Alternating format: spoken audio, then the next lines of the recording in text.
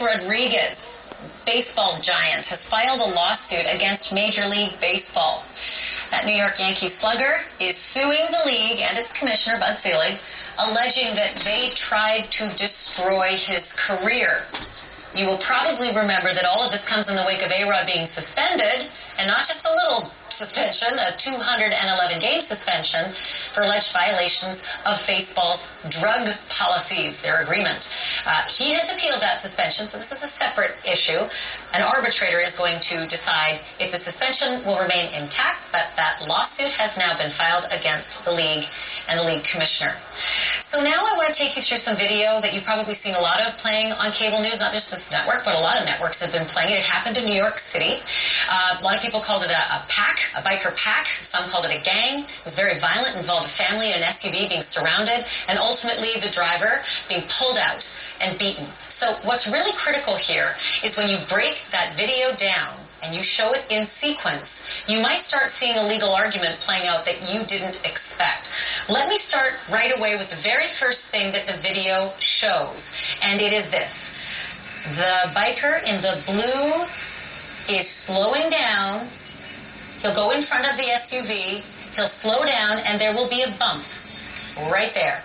That's the first incident, and you can see that clearly something has happened before. We do not know what it is, but they're surrounding this SUV, and there's some antagonism going on, and there's a bump. Here's where it gets very strange.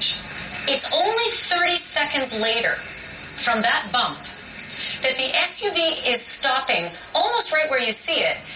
The videographer has gone ahead and turned back, and this is what happened. 30 seconds after that bump, that driver took off from that crowd. Now, the driver, through his family, has said that this was a terrifying moment that he needed to escape from, but it was just 30 seconds after that initial bump that this actually happened. So let's go to what the next issue is in sequence. The next issue is further along the road. They are stopped, and that biker tries to open the door. The door, for some reason, 4 minutes after that whole incident, is not locked. That driver has his door unlocked 4 minutes after apparently he is so terrified he needed to escape from that congregation of bikers. And you see what happens next. Doors open, he takes off. Well, as we all know in Manhattan, let's go to frame 4 because traffic gets very thick. And ultimately there were not open roads.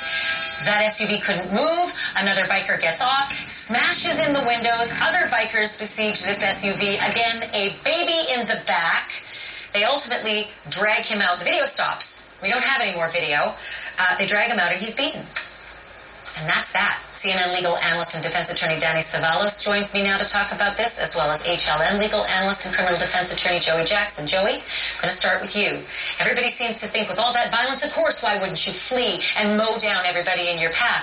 But all that violence happened a long time. I mean, 6, 7, 8 minutes after. It did. And you know what, Ashley, exactly as you did it, I think exactly what will be the prosecution, what they do in terms of analyzing the video to see if there's any substance to potentially filing charges against the driver. Now, it'll turn on 2 things when a grand jury investigates the case. It'll turn on, number 1, the reasonableness of the conduct of the driver. Number 2, the imminence of the threat. Did that driver act as a reasonable person would under similar circumstances who felt, did he have a reasonable fear and believe that he needed to protect himself by using deadly force to get out of there? And if the answer to that question is yes, he'll be exonerated. If the answer is no, there'll be charges forthcoming. So I've made a big deal about the fact that after the initial bump, 30 seconds later, this driver is so terrified, allegedly, he mows down and injures a number of bikers.